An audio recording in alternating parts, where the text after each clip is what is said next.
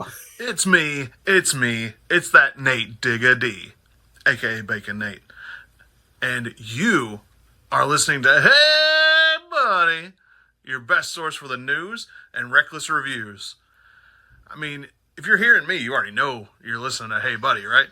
If you're listening to Hey Buddy and you haven't told your buddy, Hey Buddy, listen to Hey Buddy, what are you even doing?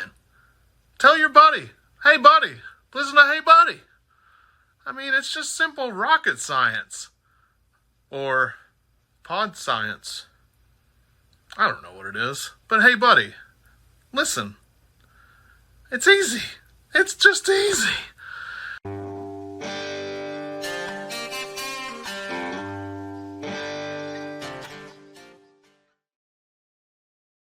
Hey, buddy. Hey, buddy. Welcome back, Jay. Glad to be back. Hell yeah. So thank you to Bacon Nate from the podcast It's Pronounced Nate Diggity. That was fucking for hilarious. The intro. I loved it. It's my buddy that we have bonded over wrestling and the love of Kevin Smith and Tell Him Steve Dave for years now. So I saw he had a $1 cameo and I was like, I'm booking him.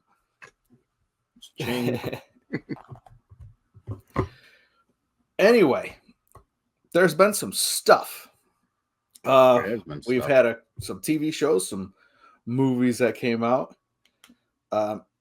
We got some. You know what? Let me just go through some news real quick because let's just get it out of the way, and then we'll just shoot the shit. So, Until Dawn has started casting people, so it's moving forward, which is awesome because that's still one of my favorite video games of all time. Yeah. The whole reason I bought the PlayStation 4. I was rooming with my bud years ago for work because we used to have to, room two guys a room before getting promoted and stuff. Now I get my own rooms. Ooh, moving up in life. But he brought his PlayStation 4 and he's like, yeah, there's this horror game Until Dawn. I was like, you know what? Let me try that out. I popped it in. I stayed up all night and beat the entire game in one day. And then I was like, I want to play that again. So I left there, went out, bought the PlayStation 4, and I bought Until Dawn and played through the entire game 2 more times. That's how, but I love those story games and horror and all of that. So there's been a ton of them since then. We've covered a bunch of them on here, but that's still my favorite, I think. Good story-based games. I think they're the best. You make a connection to the characters, and you are invested. And when you become invested in something, you can become immersed in something. It hits you in a whole different way. 100%. Just playing like a mission-based, game. When you got 6-8 different characters who you're seeing into their life, you're playing as them, and you know that one wrong button hit could end their life, and now your game branches off in another direction without that character for the when you see the trophy list and you're like, survived with all characters, survived with none of the no characters survived. You're like, oh no, this can go a lot of different ways, and that gives you the replayability. 50, 60, 65% of the game is still the same. But once you start seeing the different stories that it's choose your own adventure, the old books set to video game form, so you can get more involved with these characters. And man, I freak like Anxiety Central, where I'm like, look at the controller. I have to know exactly the button layout. So when I first got the PlayStation, it had been a minute. I switched over to Xbox for a little bit. So when I first got the PlayStation 4, I was all over the place. I was like, triangle. Anxiety, characters dying on me. I'm like, no. No, I know what you mean. I mean, they're the same buttons, but for some reason you change it from a letter to a symbol, and I don't know where the fuck I am anymore. Done. But that was like in Mass Effect. There's a part where you can build like teams and things, and based on what decisions you make and who you sent out to do what, depends on if people live or die. So you get attached to these characters, and all of a sudden, oh shit, I just killed so and so, and then you're devastated, like for real. Right. I'm not just like 100%. Who gives a shit? It was just this person. No, and that's the problem with Mass Effect, because just like you, just like Steve, that trilogy is, if not the best, in my top 3 of all time. And wrong with you, but whatever. I have replayed that Mass Effect 2 especially. I've put more time in than any video game I own, because I've replayed it multiple times. And every time I start it, I'm like, I'm going to be an asshole this time. Every time I go to make that decision, I'm like, I can't do it. There's some rough ones. Basically the same game, just because I'm so invested in these characters. I can't do it.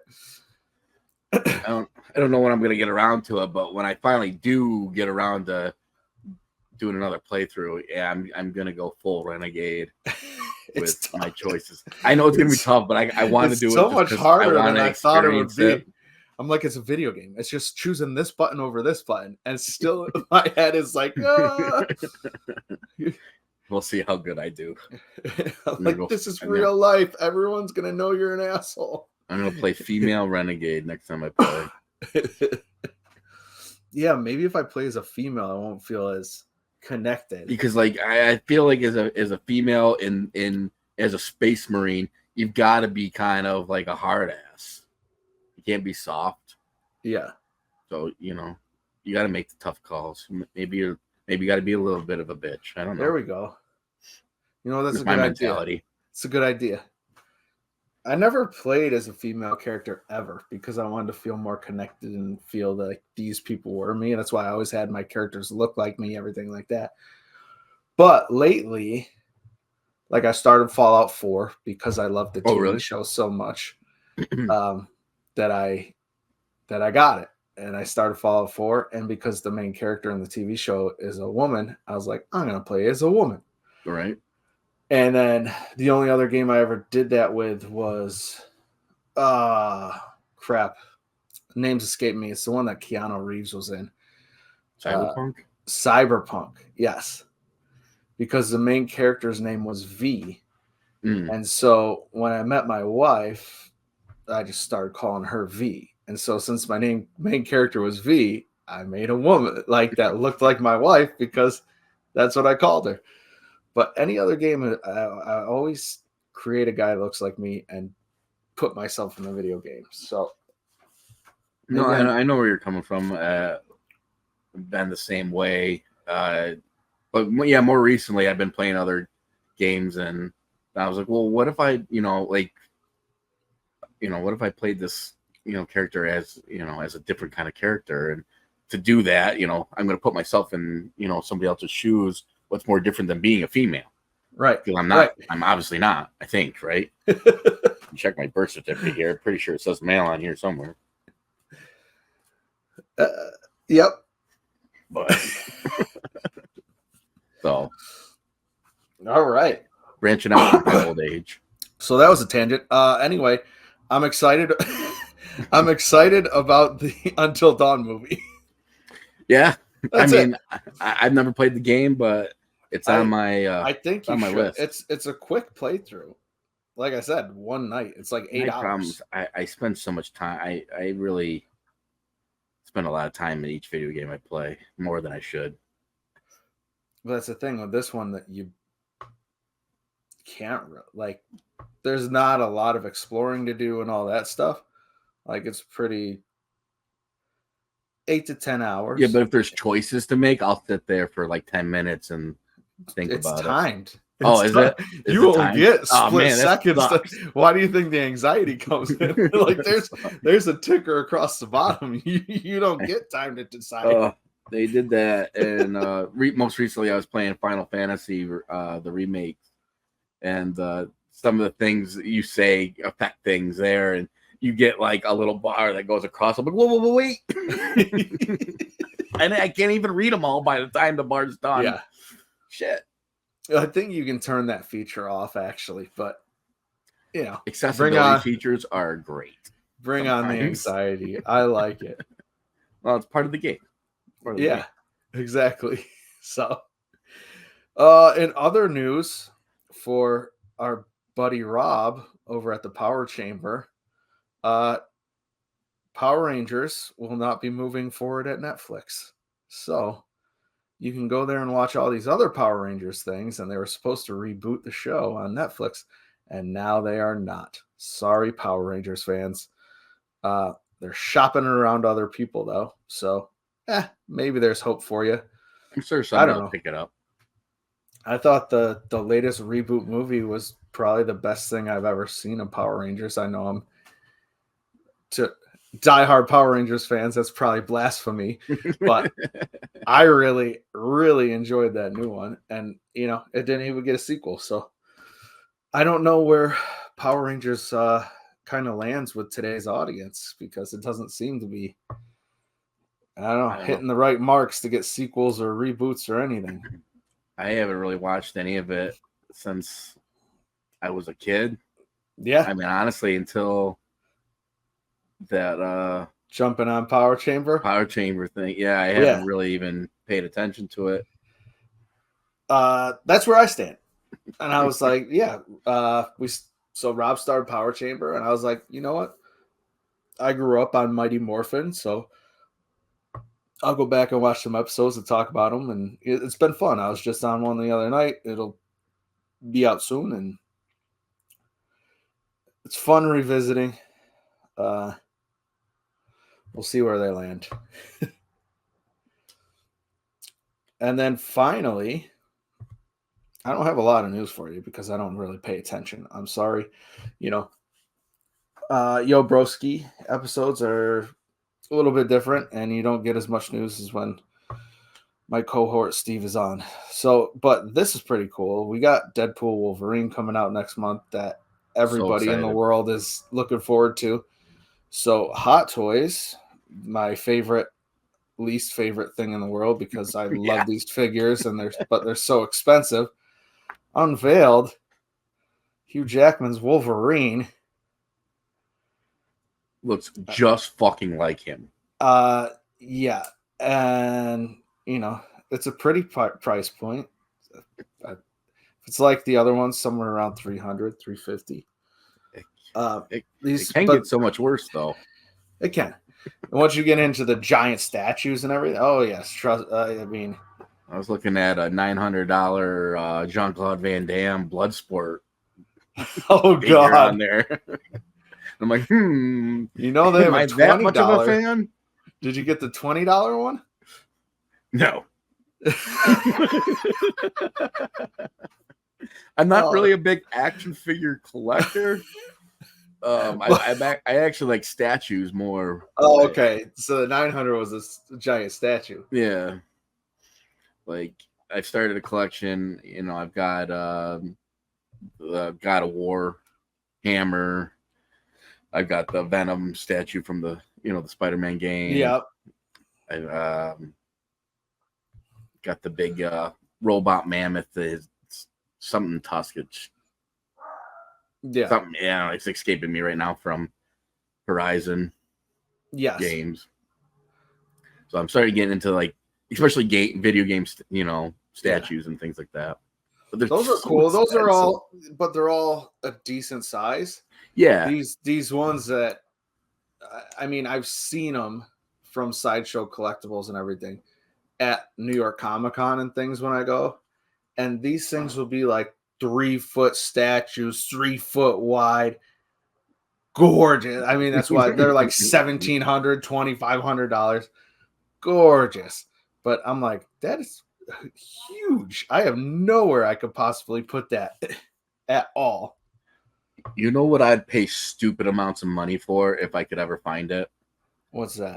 Like a good quality one that's not gonna break, because I have seen them before, but they're like cheap, like 3D printed stuff. Is a full size Han and Carbonite statue. I even have the wall that I put it on. I'll put a fucking floodlight on it. It'd be amazing. I've seen them. I've seen some on like eBay and stuff like that, but I want like a good quality one.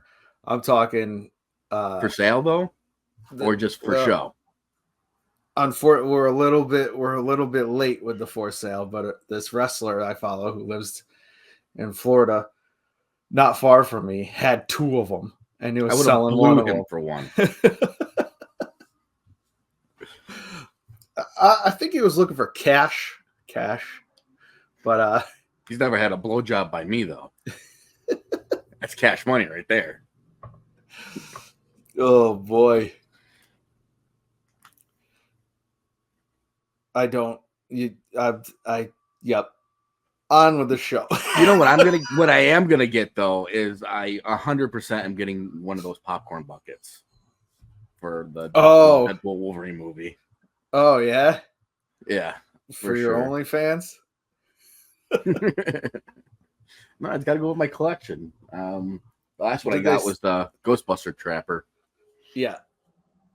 Yeah, that one's sweet. Is the Wolverine face the AMC bucket? Yeah, because you know how they're all like.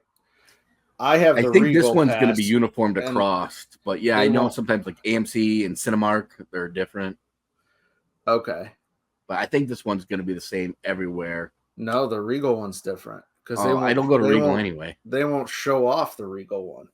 The Regal one, I have the Regal pass. That's my problem, and usually their bucket's just a tin bucket, and it sucks. They don't get creative with them. I think Inside Out is like the first bucket I seen that's actually something different. Their Trapper, because actually I ordered the Trapper because I was in the hospital when that movie came out. Yeah. So I'm like, I'm not fucking missing this popcorn bucket. So I ordered one. I think I ordered the one from Regal. Oh, it wasn't. Maybe it's on their website only because it definitely wasn't. I don't know, but it was just normally a tin bucket because I got the Planet of the Apes one from that. Like I'm telling you, Inside Out has the anger guy's head with the flame coming out, and that's the first one I've seen that wasn't just a tin bucket or a plastic bucket. So, but they won't show off the Deadpool Wolverine one because they said it's a spoiler somehow. Yeah, but then I'm like, okay, like that too. But I'm like, but then I'm gonna go to the theater and get the popcorn bucket before going into the movie, and it's like, who buys the popcorn bucket after the movie? Why would you make it a spoiler? It makes no sense. I don't know. All right. Yeah, that's all the news I got. That's all the news that's fit to print. Oh, yeah. That motorcycle movie's coming out soon, too. And I look forward to that. The Bike Riders. I thought I heard something about The Boys season 5 was going to be the last. Was it?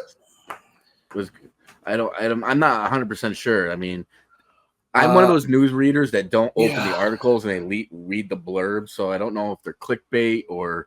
I think I saw that too, but I've been seeing a lot of that lately because I saw Book 3 or Book 4 Force is going to end after the next season. I've covered that on here, and then I think I also saw that The Boys is going to end after next season too. Which makes no sense to me. It's going strong. We'll get to it. I've watched the first 2 episodes that they've dropped out of the 3. So I didn't have the streaming service at the time, so I had watched a couple of the original episodes, and then after that, I didn't have it. So yeah, I got some major catching up to do on that. Do you? In other news, though, the Walking Dead dog has died. In case people are concerned. There's a Walking Dead dog? Yeah, apparently. Norman Reedus led tribute to the best TV buddy ever. Oh, maybe it's on his spinoff. There's a dog. Maybe. There's so many spin-offs of that now, but yeah. I know. I Every don't know. one of these I don't think I dystopian watched the zombie last movies, there's always a dog. I think I missed the last season and a half of Walking Dead, and I loved it, but I just got kind of all over the place. So, Gotcha. we're talking TV. Let's go into some TV. I said I watched the first 2 episodes of The Boys. Season 4 picks up right where I left off. Now we kind of have the world seeing that Homelander is a psychopath, but there's a group of people that are supportive of him and making up complete kind of lies that, you know, he blew up a guy's head live on TV, and you got a group of people coming out in support of him and making up lies against this person that whose head he blew up, because the guy is just there questioning Homelander and calling him names. And so he blows up his head. And then there's people going, oh, but here's a picture of him with his niece. And doesn't he look like a pervert? Like, just for no, like, they're just making up things to be like, oh, he deserved to have his head blown up by Homelander because Homelander is America. America. And then you got a group of supporters behind Starlight who came out against Homelander in the last season. And, you know, but that would chaos. be the truth. And if this was like a real situation, there would be people so far on this side of the issue and so far on the other side of the issue. I mean, that's America, you know? Yeah. And that's why, you know, so far 2 out of 3 episodes that I've watched, it's very political. But yeah, no. I mean, he is a psychopath. Right. He's a well, that's why it's political to a just crazy degree. Like, to where if this was real, I don't see anybody actually taking this guy's side. Like, you watch him blow up some guy's head on TV. Some people... maybe a small minority, but this is like divided half and half. Like half of the world. Like, oh, fake news. Yeah, exactly. But it's The Boys. I'm enjoying it. I don't think the first 2 episodes gripped me as much as early episodes in the first 3 seasons. But we do have Jeffrey Dean Morgan coming on, and I always like him.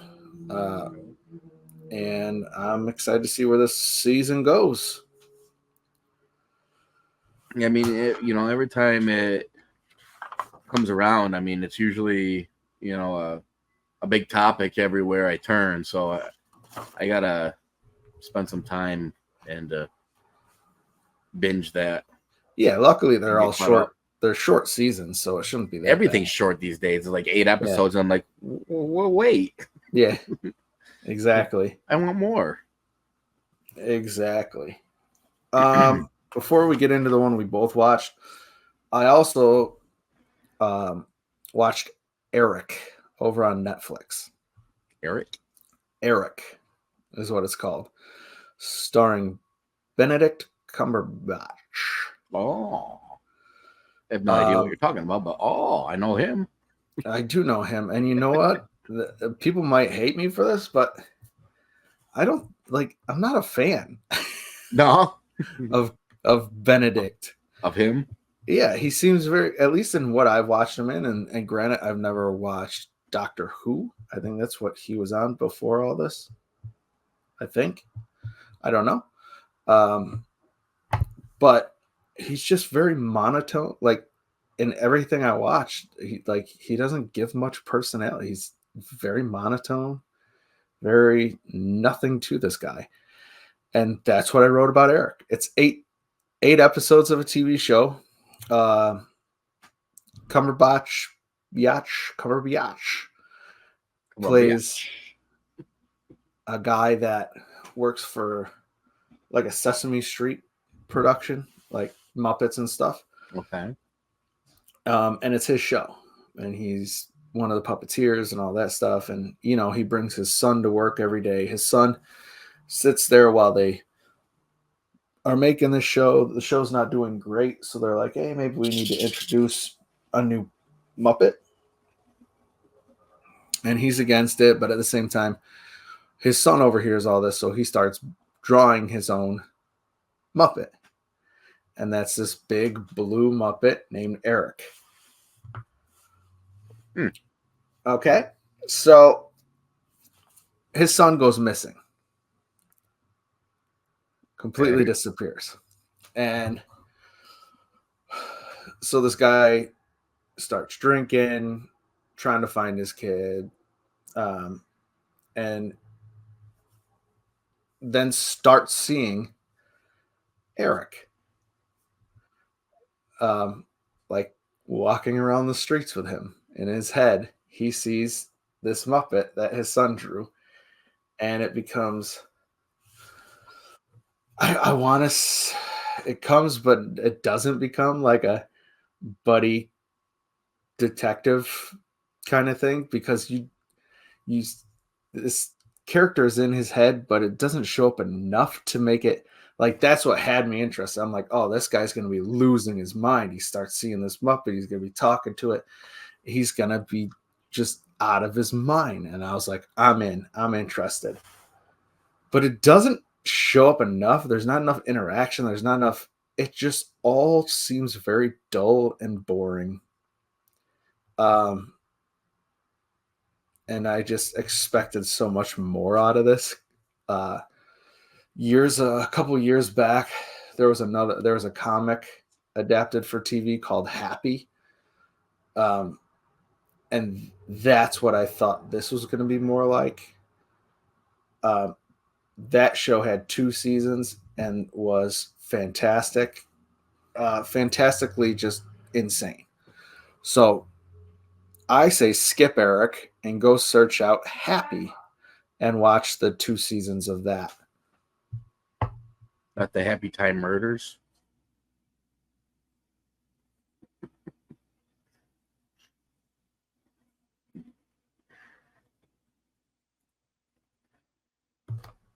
No, not the Happy Time Murders. I didn't like that.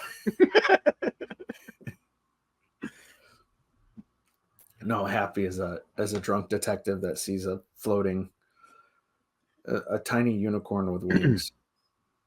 Yeah, I've never watched it, but I've seen the...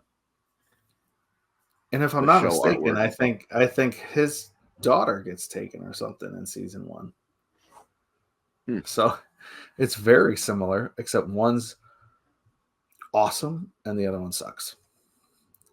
So skip Eric, go find Happy. And that leads us to the show we both watched. We headed over to Disney Plus and watched the first couple episodes of The Acolyte from the Star Wars universe. So, well, actually, speaking about Disney Plus, before we get into The Acolyte, aren't they releasing another new bundle where they're going to include Max now? I thought I heard something that they were going to be doing that and soon, but I haven't seen anything since. I haven't seen anything about that. I saw Paramount Plus has been shopping around because they're not doing good. A couple other ones, but I haven't seen anything about Disney and Max. Because I just finally bundled Disney Plus with Hulu, which I'm... Well, yeah, they're both owned by the same company. That right. Makes sense. Max is a completely different company, so I don't. That's what I thought was weird about it, and I don't see that happening. To ask, I know who I got to ask about it. Yeah, I don't see that happening. I don't know. I mean, that'd be pretty huge. Yeah, all those together. Yeah. Sorry, I didn't mean to cut you off. I just popped in my head there. All good. I was shooting over to you anyway. What'd you think about the Acolyte? Oh yeah, what'd you think about the Acolyte? Well, I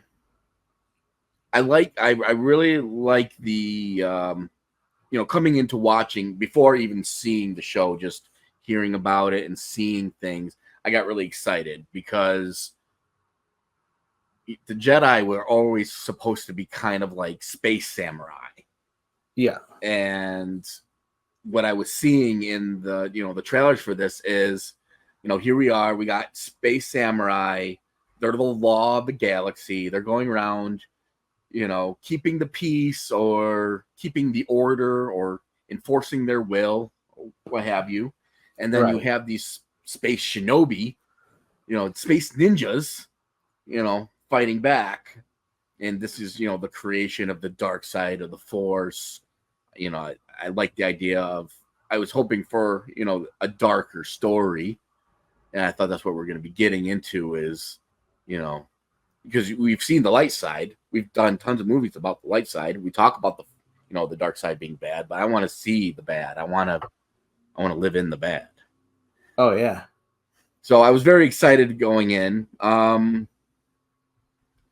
At this moment, I will say that I am still intrigued to see where this is going. Right. It hasn't wowed me. I've enjoyed it. It's not like I watched like 2 minutes of it and like this sucks and I turned it off.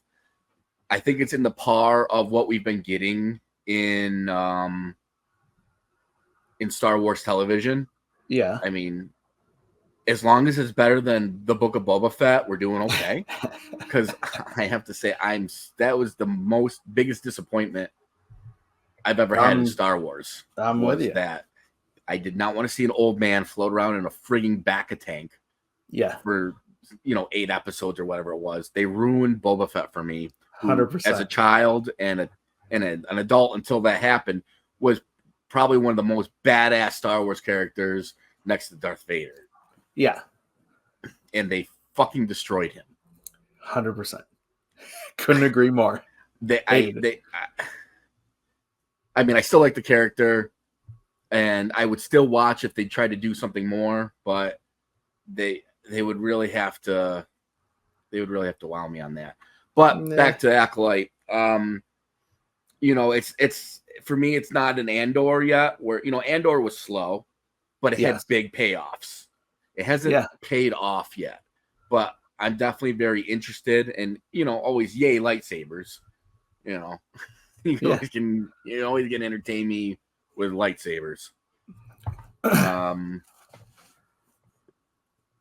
the other thing I'll have to say is Master Soul is, I think, the Jedi we've been waiting for a long time. I was having this conversation with Steve the other day, and we both thought he was like Qui-Gon Jinn. Like, right. He really gave that vibe off where he lets the Force lead him. He's in touch with his emotions. He doesn't let them rule him, but he's not afraid to embrace them like other Jedi are. Yes. And I think he could become a very awesome character moving forward in this. Yeah. He's probably one of the most interesting characters to me so far. Yes. And then fully agree. It's, obviously interesting to mention Carrie Ann Moss going from the Matrix to now being in a Star Wars. That was the part that lost me in episode 1. As soon as I saw her, and she's the beginning, I'm like, oh no. Because I knew nothing about this going in at all. Me neither. But I do that on purpose. So I saw her and I was like, ugh, I don't know. I don't know about this. But you know what? I turned around on it all. I will say episode 1 and 2 intrigued me more than 3, although there were parts of 3 that with the backstory and stuff like that, where I'm like, oh, okay, right. That's different. It's, they come from a all-female group, and they were somehow, brought in, developed, made, created, some way that I guess Jedi would be angry about. Well, I mean, I don't know how far we want to go. How spoilers are we getting here? Not, we can spoil. Who cares? Okay. So yeah, I think that's one of the people's problems. The core, Star Wars fans, is it gave off the idea that these children were conceived by the Force, or the thread, as they call it in their coven. Right. But to me, it sounded like maybe that was what was done, but in a dark way. Like it's dark magic. Right. Well, that's the whole thing. Like witches and witchcraft was the last thing I expected to hear from going into the Star Wars show, but I was like, all right. Yeah, I didn't know I'm down for that. Other, which I guess would make sense. I didn't realize that there were other groups of witches. I only knew about the witches of Darthamir. Yeah. Yeah, I was down. So I mean, this could be really cool. And unlike you, I think the first 2 episodes intrigued me more than Andor. Like you said, Andor ended up being good, but it was a crawl to get to something that. Well, what I've just meant is like there episode 4, something blew your mind, but 1 through 3 are just like, oh, all right, yeah, we'll just keep going. That boring. We'll just keep going. I did. Well, I would just say there hasn't been a big wow moment yet. That's all. No, but we're on episode 3, so there's hope. I think this could be in the top half of every Star Wars thing that they've done so far, depending on how they, finish out this story. Well, that's what I'm saying. It's too early to really say this is going to be good. There hasn't been anything that's like, all right, I'm in. Like but right. I'm very excited to see where we're going and how they're going to finish the story out. Yes, absolutely. And I like the martial arts, even though some of the martial arts were better than other martial arts. You know what? I'll take your word for that. It all looked good to me. I do not dive that deep into it. So let's move on. Let's move on to movies. You know what? Let's break into real quick because I read a comic book. And we always save this to the end, but I read Rook Exodus. I covered this a few weeks ago from Image, and it's part of the new Ghost Machine brand. Pretty cool, I gotta say so far. It's just issue 1. It's a wasteland after some crap goes down in the world. A lot of these stories that we're used to, like Mad Max of it all and stuff like that. But some people, like our person on the cover here, main character, he has a mask, and his mask is shaped like a crow, and his mask talks to these animals here. And there's a bunch of these people. I'm guessing you meet 3 of them in book 1. There's one that talks to pigs and one that talks to bears. And so we got some wastelands, some talking to animals, and I think it's going to get real bloody. It's written by Jeff Johns, and I am looking forward to see where this goes. Yeah, interesting.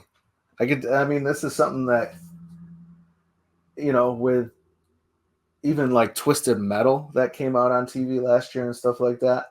Okay. I could see this becoming like this is made for like a TV show. I think from issue 1, we'll see where it goes, but I could definitely see something happening with it. Very nice, cool little world they're painting. So sometimes, like when I get into something, I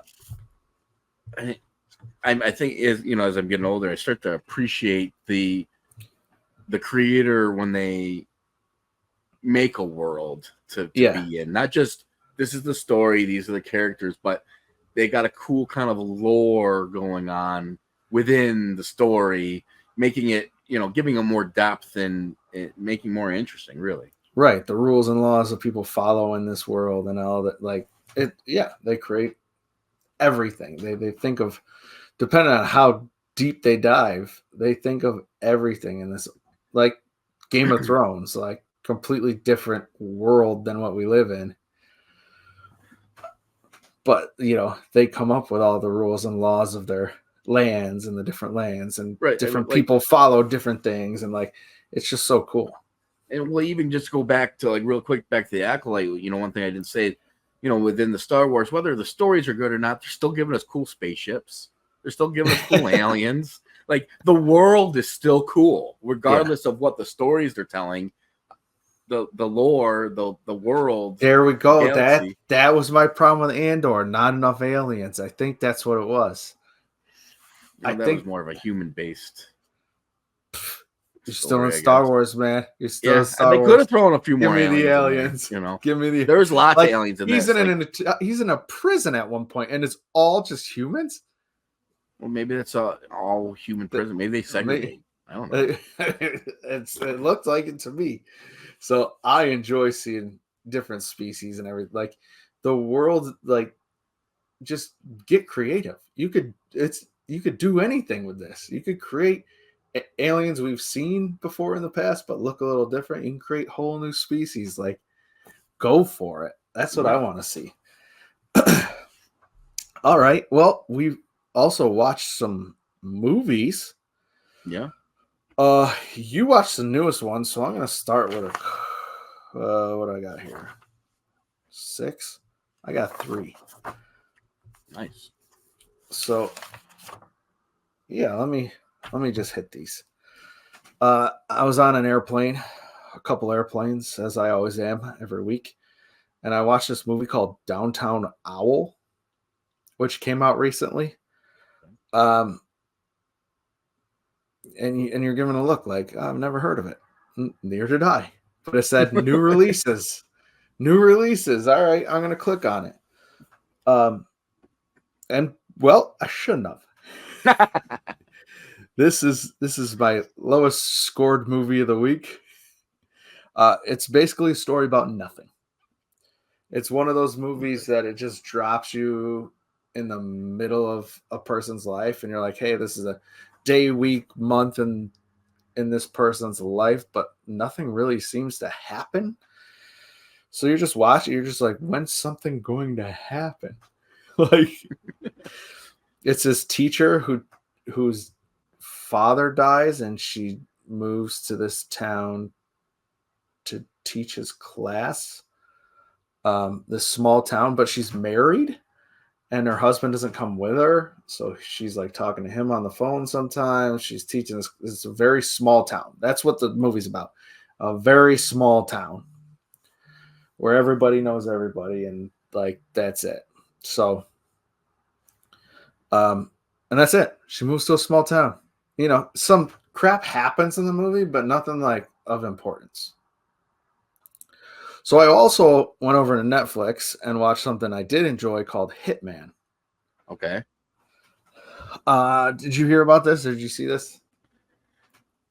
I haven't actually watched it, no. So it's quote unquote based on a true story, but it's not at all based on a true story. Once you get to the end of the movie, it'll make that clear. Okay. But it stars Glenn Powell, that we've seen lately in Top Gun Maverick and Anyone But You. And he's a teacher, but he does like tech work for the cops and FBI sometimes. Well, the FBI. Okay. So there's a guy who always goes undercover as like a hitman for the FBI. And he does something to screw up. And he gets, put on sabbatical, let's say, for a month, and they need someone else to take his place. So they go into the van where he's there on all this tech stuff, and they're like, "You're up." So they put him in as like a fake hitman, and his job is to go in and get jobs from people who want to kill significant others or bosses or anything else. They hire this guy, and then they get popped, and he goes in and does his duty in court and gets them sent away. Sometimes it doesn't work out so hot. But throughout it, you get to see him in different disguises, playing different people, different hitmen that he comes up with. And it's a lot of fun. And you know, it's the whole story is he meets a woman who wants to murder her husband, and well, she's gorgeous. So as he's sitting there, he doesn't want to take her money, convinces her not to murder her husband, and says, why don't you just take this money and get out of town instead? And the FBI is listening in on the whole conversation. And he's just like, you should just take this money and get out of town because she's gorgeous. And he falls in love at first sight. So he kind of is not doing his job. It could get him in trouble with the FBI, right, basically. And he could end up in a lot of shit. And it goes from there. There ends up being something between these two. And all of that is completely made up for this movie. There's murders in this movie that are completely made up. And it literally says at the end, like, hey, here's the guy that this movie is based on. And he was a teacher and then became this fake hitman for the FBI. And like, that's where the honesty for the movie stops. But nothing else. Everything else is made up. Everything else is Hollywood. But it's fun. It's a good time. That's how I assume most of those based on true story movies are. Is like, okay, this happened, but none of this actually. Right. It's like, because otherwise it wouldn't be good. Of the story, good screen time. But at least they're on Front Street about it with this one. Yeah. At the end so, but it's a good time. It is a good time. It is. What's the rating on that? R. Okay. Yeah. And I don't even remember why, to be honest. It's like, a lot of times when I'm seeing stuff, it's like, can I watch this with my son? Or no? That's one you'd have to look up on IMDb and see the parents' guide, because I don't remember why it was R. My kid's 16 anyway, so I mean, oh yeah, at 16 I was watching probably way worse shit anyway, but that's me. I was a shitty kid. Yeah, but even at like my age now, there's stuff I feel uncomfortable sitting and watching with my parents. So you need to know why they're rated R. Like, if my mom wants to go to a movie with me, I look it up on the internet before I say, yeah, we can go to that one. Just any sexual stuff in it. It's like, we're not going to that. We're not going to that. No, let's do the one with all the killing and stuff. Yeah, killing is fine. That's fine. But speaking of which, I went to the movies and I saw If. Okay. Starring Ryan Reynolds and a slew of voices. This movie is advertised as a cute children's movie. Yes, that's what I would assume. In actuality, you get a movie that's a little slow and long, and it's more of an adult movie with a bunch of kids characters in it. The whole movie's about loss. It's about this little girl who has lost her mother already, and her dad is in the hospital because he has a bad heart and he's got something that he needs some surgery and stuff. So she goes and stays with another relative that she stayed at years ago when her mom was going through stuff. And that's where all this magic starts happening with these imaginary friends. And so these imaginary friends are like coping mechanisms. It's very much like a movie about grief and loss. And like the kids and I went with my daughter and my nephew, and the kids enjoyed it. There were parts in the movie where they laughed out loud, just at like when that gummy bear farts, things like that. Right. Like, yes. You don't lie. You laugh too. Yeah, absolutely. So there's definitely laugh out loud moments. Okay. But they both said they enjoyed it. But from watching them during the movie, I think that I probably enjoyed it more. I think it was more of an adult movie than a straight up kids movie.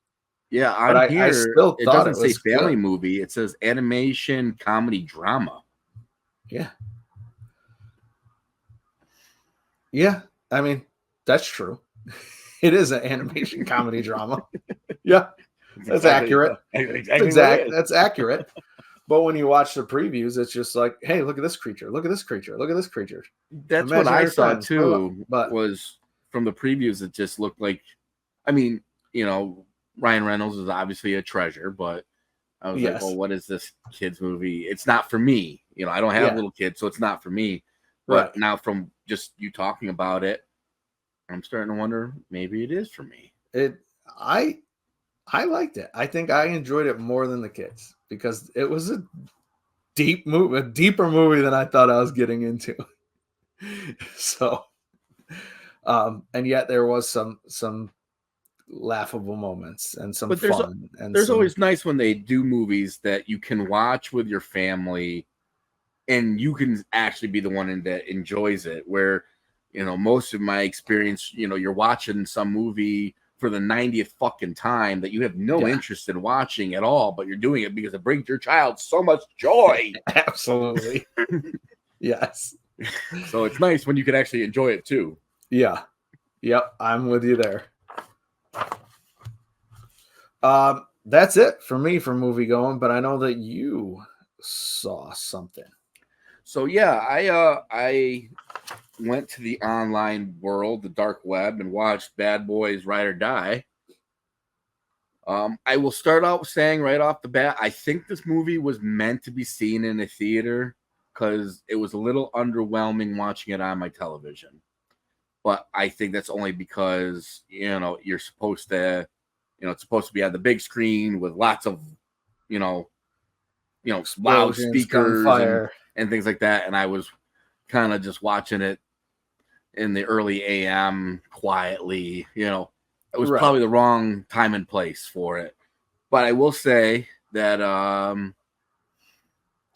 initial feelings about it is it's right in line with, if you like the bad boy movies, you're going to like this movie. It doesn't break the mold. Right. It's a buddy cop movie. I don't think anybody's looking for it to break the mold at this point. It's they funny, just want more of what they enjoy, and that's exactly. That's what exactly what it is. To. Yeah, they're older now. It reminds me of Lethal Weapon, like 3 and 4. They're older, and they still got to deal with shit, and they're yeah. So I enjoyed it. Basically, what the movie's about is their captain. I kind of wish it's been a long time since I've seen any of these movies, so I don't remember the the story chronologically, but their captain was killed. Oh, gotcha. But this all happened, before. So I don't know if there was another movie where that already did happen and they're playing off of that, or this is just what happened in time. Did the captain die in the last one? Yeah, well, apparently it was like his son, like Will Smith's son. This series has been stretched out over way too many years for me to remember. My problem was, like, I didn't know like the backstory, so it took me a minute to catch up. And I'm like, well, wait, did that happen in that one? I only remember really the first one very well. But anyway, so their late captain has been framed for like corruption and dealing with the cartel. Right. And it's up to Will Smith and Martin Lawrence to prove his innocence. And by doing this, they also get branded criminals themselves, and they have to figure out how deep does this go, type of thing. I mean, story old as time for action movies, but it's Will Smith and Martin Lawrence. They got a good comedic chemistry. Like you get those two together, and it's such a fun. I'll be honest, I don't remember any. I couldn't tell you what happened in Bad Boys 1, 2, 3, 4, for life, whatever it was deemed. All I remember is getting out and being like, That's a really good time. I really enjoyed that. Like, Well, there's summer fun time movies, and I think that's exactly what it delivers. Like I said, it didn't, don't go there thinking you're gonna get something that it's not. right. If you go in there looking for, your classic buddy cop action movie, that's exactly what you're gonna get, and you're gonna have some If fun. you go in there looking for anything else, then you're the dumbass. Like, that's all there is to it. I mean, you know what you're getting when you walk in, and it's going to be a good time, but it's not, I mean, it's not going to win every award at the Oscars at Well, I'm just saying, at the start of next year. It's not like it's even a new spin on an old thing. You've seen the story, just not with these characters. You're looking to shut off your brain and have a good time for a couple hours, and there's some good deaths. There's some good slow-mo scenes. Excellent. And, it's funny just because they're getting older. And actually, action-wise, the kid that plays his son, I forget his name, Jacob something. Plays whose son? He did a really Will Smith's son. He's got a kid that he had like years ago, so now his son's all grown up, and is like a younger version of him in a sense, like a badass. But he's actually a murderer. They had to kind of break him out of jail to help him or whatever. But like he like fucks some people up, and then he's pretty cool. His character's cool. I liked him.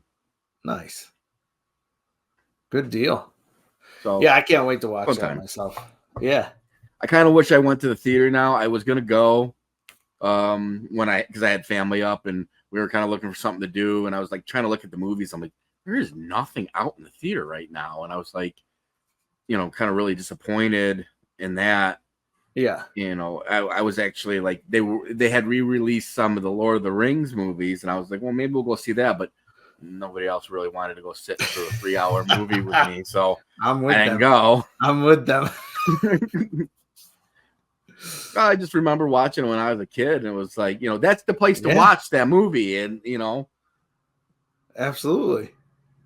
And but I would only be going for something to do, and that's what this would have been. But I think some of these movies are meant to be enjoyed that way. They're not meant to be streamed at home. And as we move more to, which we already have, to just staying in our homes and streaming on TV at homes, you're gonna lose out on some of these movies that would have been gems because you saw them on the silver screen. Yeah. You know what? You got me convinced. I think I'm gonna go this week.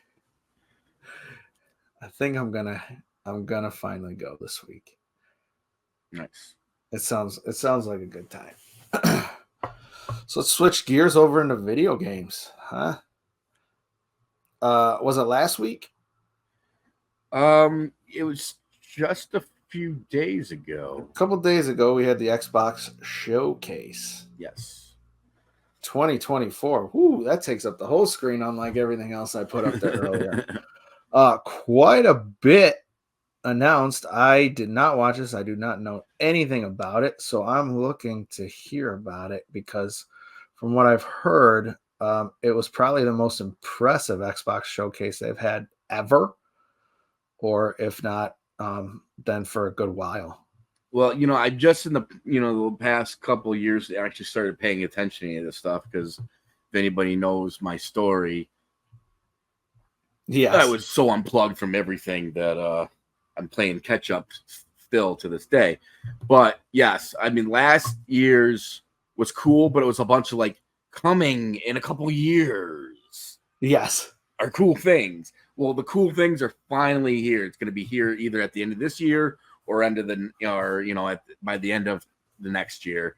Right. And a lot of this stuff is going to be Xbox exclusive, available day one on Xbox Game Pass. So people that have Xbox Game Pass, I think, is finally going to start paying off because they're going to start getting, the big box games day one to play, and is actually got me thinking maybe because my son's got Game Pass because I got that for him, and and I've got the PlayStation Plus, right? But I'm thinking maybe Dad needs his own Game Pass now because some cool shit's coming down the pipeline, and I'm not, Xbox is not my go-to system anymore. PlayStation is. Yeah. So I don't know if I want to really buy a bunch of games for it, Right. unless I'm in love with them. Like one game in particular that probably the game I'm most excited about out of the whole thing, and that's because I'm a nerd, is the Indiana Jones game. That's what I'm seeing on this background here. And I did not hear anything about this, and I love Indiana Jones. So what right does off this the bat game look like? It looks like the movie we should have gotten. Oh, It looks better. It's definitely better than Crystal Skull. And I enjoyed the last Indy movie, and I think it was a great send-off for the character. But this is Indy in his prime still, and you get to be Indiana Jones. How freaking great is that? So did you play the Uncharted games? Yes. I think I still have the last one to play, so I haven't finished the whole series. So is this looks like a third person? Like that. You got the first person, you got a whip, you got a gun. You're going to all these famous archaeological sites because it's I don't really know the mystery you're trying to uncover, but there's all these famous sites and they're all in a circle. It's called the Great Circle, and it goes all the way around the globe. Yeah. And you got Nazis and to top it all off, Troy Baker, Joel, is Indy. That's the voice of Indy, and he does an amazing job. If you close your eyes, I mean, obviously it's not Harrison Ford, but it's pretty fucking spot on. So, hats off to Troy Baker for doing an excellent job so far, from what I've heard. So definitely probably the game I'm most excited. All right, Xbox, you sons of bitches, you got me. It's when I played the Uncharted games, it was right around the time the last Indy movie was released. And even though I was Nathan Drake, in my head, in my little boy self, I was Indiana Jones. Absolutely. 100%.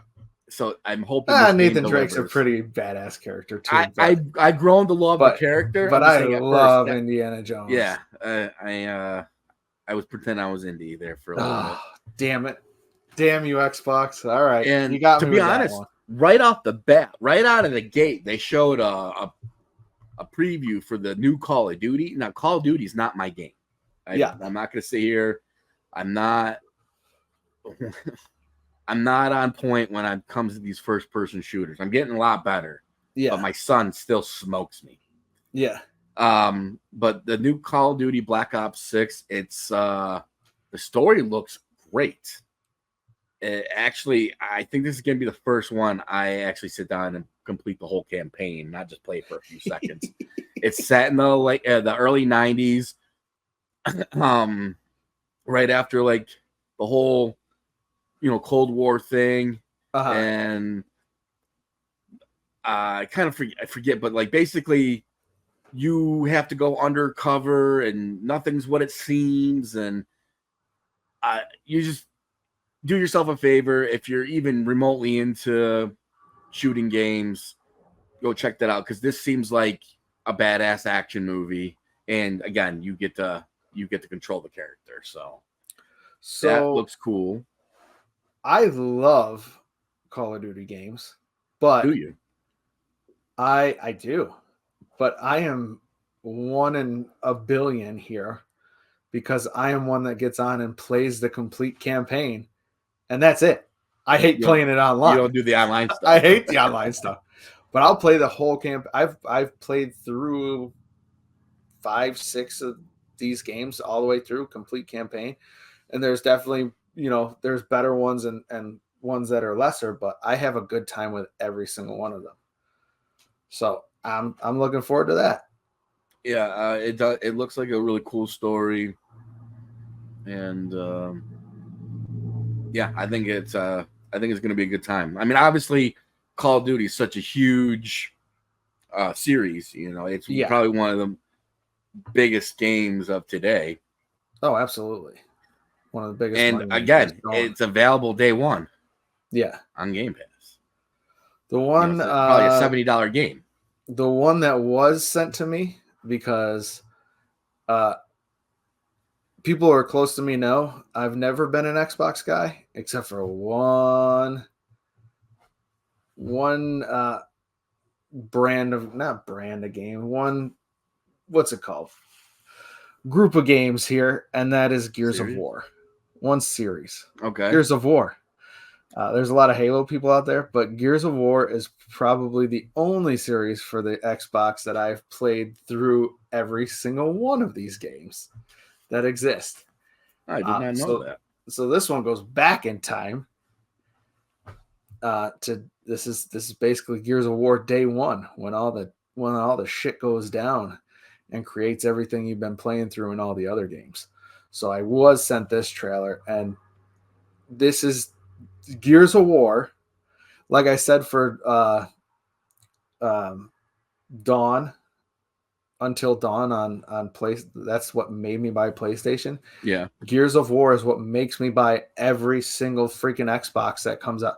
Like, I'll hold off. I won't buy it. And then they'll be like, Gears of War is coming. I'm like, buying the next Xbox. Here we go again. So I buy it just for Gears of War every time, because if the game comes out for both consoles, I'd rather play my PlayStation. I'm a PlayStation guy all day. Yeah. So, I mean, Xbox also hasn't had that many exclusives for years. Sea of Thieves, I guess, is a new one. And then they had Halo, and then they had Gears of War.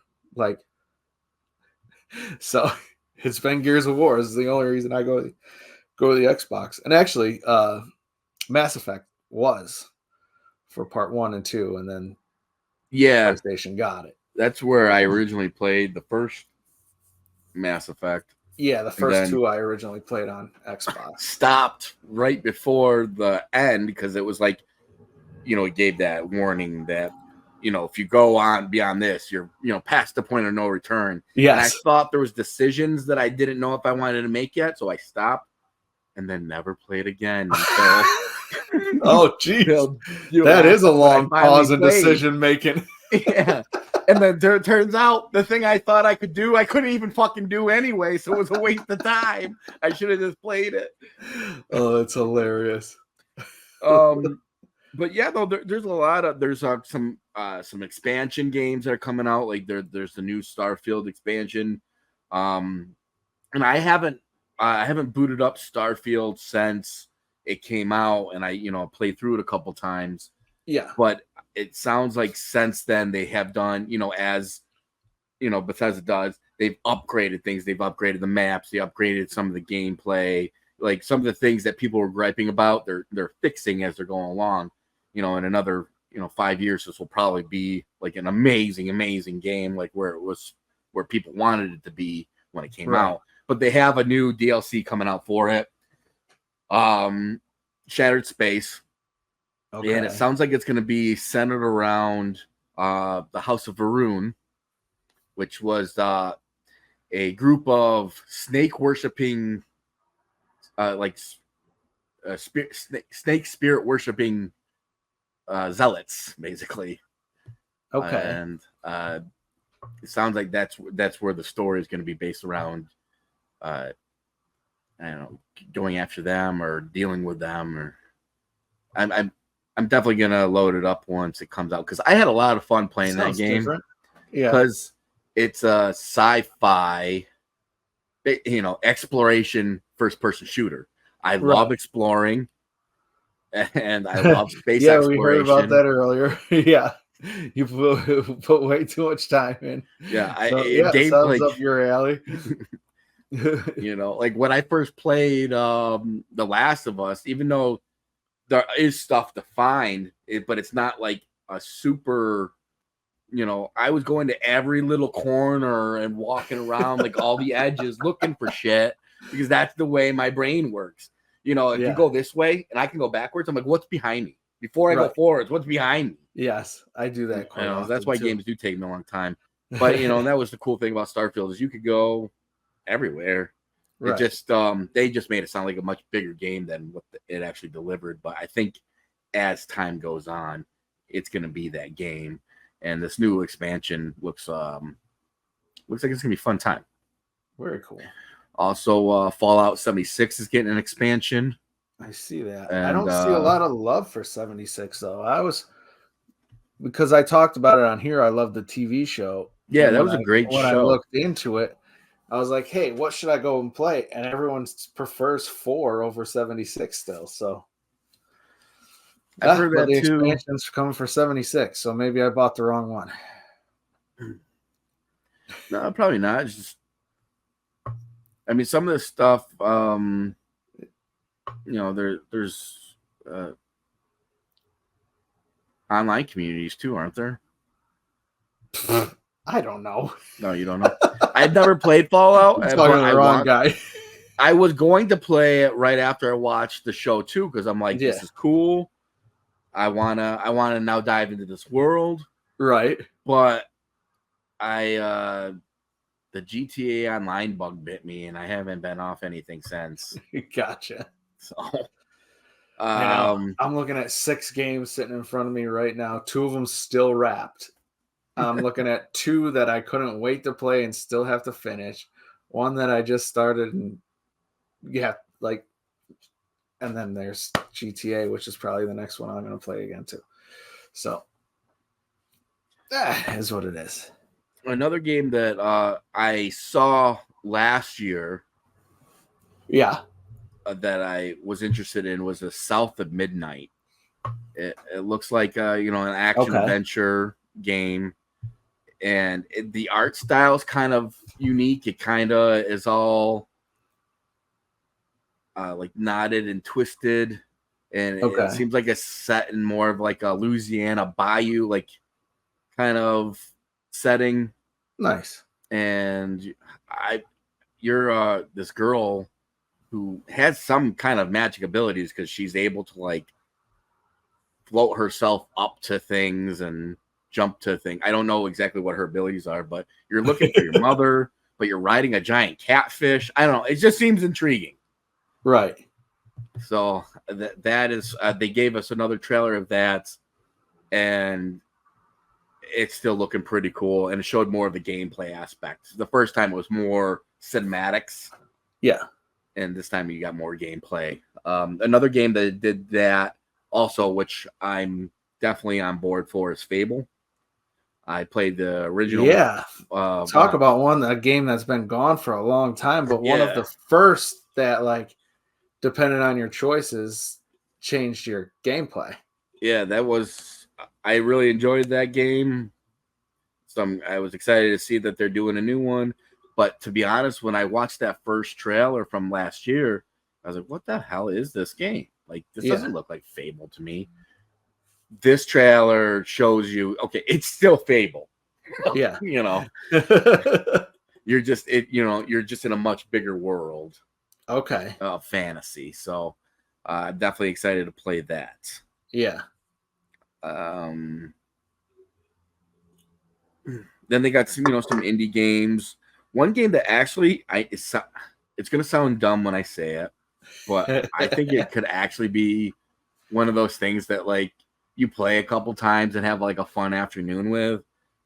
It's called Microsoft Flight Simulator. Oh boy. And there's all kinds of different aircrafts, like commercial, cargo, fire and rescue, search and rescue, and like you just must do these missions and fly these different airplanes. And from playing GTA, I got planes and helicopters, and I don't know, that's really fun. So I was thinking, this game actually might be kind of a good time. It might be fun. Oh, all right. Talking to the wrong guy. Our pal Steve is the one that puts in those games to play for a day, grab a bunch of trophies, and then he talks to me about it. I'm like, this sounds like the dumbest thing in the world. Like the stray cat game and the goat simulator and the my name is Mayo, where you literally just tap on a jar of mayo like as many times as you can before you want to throw your controller across the room. And if you do it like for 20 minutes of just hitting the X button, you get a bunch of trophies. My name is Mayo. And the sequel, My Name is Mayo 2. Nice. I do not recommend those. This is the kind of BS that our friend gets me to buy on the PlayStation Network.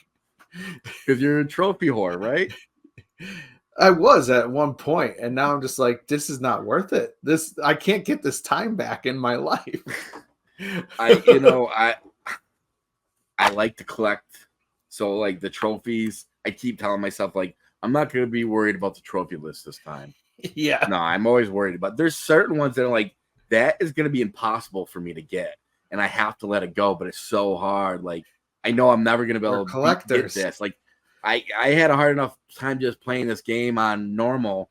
Now I need to beat it on impossible. Yeah, fuck you.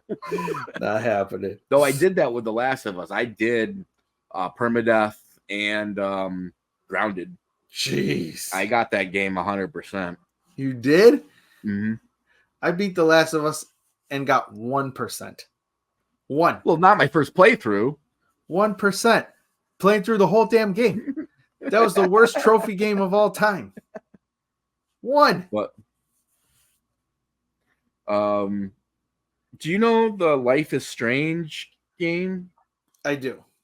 Okay, there's a new one, and this one seems kind of interesting. It's Life is Strange Double Exposure, and your friend dies, and apparently you develop this power to jump between parallel universes or dimensions or whatever. Okay. And in this other one, your friend's alive, and you're trying to solve the murder and prevent it. Damn and it. It sounds kind of interesting. Gotcha. Okay. Yeah, there's been a few of those. I haven't played it since the first one, and I didn't get past much more than walking around as this girl taking pictures. Like that one had a lot to do with this. You were this girl, and she liked taking pictures, and I was like, the overall story arc of what it sounded like a very interesting and weird game too.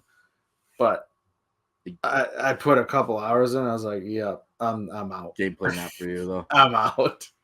Yeah, I don't know. See, that's the other thing about this is sometimes a premise can sound really cool, but then when the actual game mechanics, the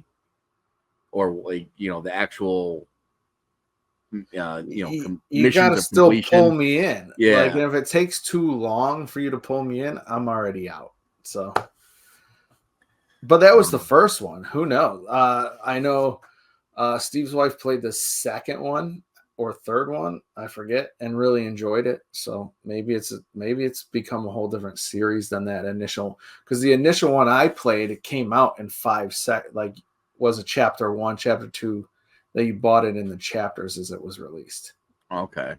So maybe it's a whole different game. Well, it kind of sounded like this cool like murder mystery thing, and you had like some kind of link to like a spiritual side of.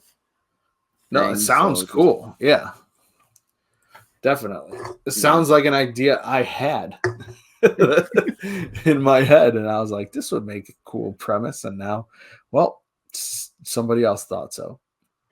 But a lot of games, and some on this list, a lot of games have gone, dystopian universe with either zombies or monsters or bad people. And, you got to survive, you got to live, you got to deal with. That's a good chunk of different games that are coming out on this list. Right. One in particular that definitely sparked interest was Perfect Dark. Okay. I've never That's played an old any game. I've never played any of the Perfect Dark games. Yeah. But I mean, it sounded like a really kind of a cool premise. I don't know much about them either, except for I remember seeing them. I know of the title, but I don't know anything about the premise of the game or anything. So I guess the Earth has been struck by a series of disasters, and ecosystems around the world on the verge of collapsing, and your character needs to hunt down this criminal to uncover the mysteries behind the technological breakthroughs that are threatening the lives of millions. So it's kind of like a espionage technical thriller game by the sound of it, and it sounds and looks really neat. Nice. It's definitely going to be one that I'm going to be checking out. Okay, cool. Good deal. But yeah, a lot of mostly a lot of expansions and a lot of either first person or RPG shooter in some world against monsters or zombies or but definitely Gotcha. there's a lot coming down the pipeline. I think Xbox is we'll see what PlayStation does, but they could pull into the front runner, which they've been on behind PlayStation for quite a while now. Yeah, seems like they definitely have some really cool exclusives coming. So about time, because that's what I've always said about them is just PlayStation has so many cool exclusives. Like I don't know how anyone could be an Xbox person because most of the cool Xbox games I can get from my PlayStation, but you can't get Spider-Man, you can't get Last of Us, you can't now they're finally hitting with some exclusives where I'm like, okay, this is how you sell some systems. And they're coming out with some new hardware, which didn't sound all that exciting to me, but they're coming out with an all new digital Xbox Series X. Okay. Which I don't know what the whole deal about doing this whole digital thing is. Well, just like you stated earlier, Jay, you can get if you're only playing games on Game Pass. Like if you're only playing their exclusives, all their exclusives go to Game Pass. Mm-hmm. If you're buying all your other games for PlayStation, you don't need it. You don't need a disc drive. You don't need anything because you're streaming. What happens when the game that you love playing, they take it off Game Pass? Come on. Then find a new game that you do love playing. That's what's up. And they're also going to be doing all new color options, which I have no idea. They didn't say what. And new storage size options. Gotcha. Also, they showed some games that are not exclusives, like the Assassin's Creed Shadows, which that looks amazing. I didn't get a chance to play the Ronin game that came out, even though I really wanted to, because I love the well, they're all different time periods, but that old time Japan, run around as samurai and kill people with swords and shit. The same thing. You can play as a samurai, or you can play as a ninja. There's two different play styles with this one, so that looks. I think this is going to be the game that I get to play. That does that. Did you play that other one that came out for? It was PlayStation Ronin? 4. No. Oh, which one? Ghost of Tsushima. Ghost of Tsushima, yeah. Hell yeah, that was a fucking awesome game. All right. Amazing. Didn't catch that episode of Jay Plays. Sorry, I didn't know. Well, I mean, kind of Jay Plays kind of got kaput, but that's okay. Yeah. Well, we have to bring it back because it sounds like you've played a shit ton I don't even know about because I want to hear about your thoughts on these. So yeah, I mean that's kind of what I do all day. I just play video games. I was just given real last minute news here that since we talked about the boys earlier, I was just sent an article from Superhero Hype that you can get every issue of the boys comic book on Humble Bundle right now for $18. It's all digital, it's all PDF, but if you want to read the story behind this TV show that we're loving, $18, you get a shit ton of issues. What a great deal. So if you just want to read this story, and I highly recommend it because I actually own a bunch of the books. I have read some of it, and it's just as nuts, if not more nuts, than the TV show at times. So if you enjoy it, head over to Humble Bundle and grab that. So I mean, most of the time, any kind of movie or TV adaptation of a book or even a game has been toned down a little bit. It doesn't quite deliver. Like, not to keep bringing up The Last of Us, but like The Last of Us, show, it's great, but it's definitely not the game. Right. Right. It's not the same. But once again, we did a whole special on that if you'd like to check that out for Jay Plays. it's just, you're living that character. That's what we said we love about those games earlier in this episode. So Oh yeah. that's what Honestly, as that, because where games are now, it's honestly my favorite way to consume media. I'd rather play a game of something than watch a TV show of it, or watch a movie of it, or read something about it. It's my favorite way to experience something. Nice. Hell yeah. But yeah, to wrap up the game show, showcase, lots and lots of cool games that they were talking about. If you are an Xbox person or video game person, I highly suggest you run over there and you check out the showcase, because there's something for everybody there. There's military shooters, there's space age, there's exploration adventure games, there's medieval games.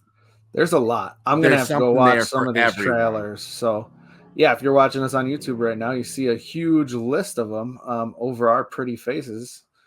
And, yeah, just check out the titles on that screen. Some of them are humongous names, and then others you might not have heard of, but just, yeah. We've covered some of them, that Shattered Space, the South of Midnight. Just sounds like cool titles that you might want to check out. I'm definitely going to go check out some of these trailers now that we've talked about it.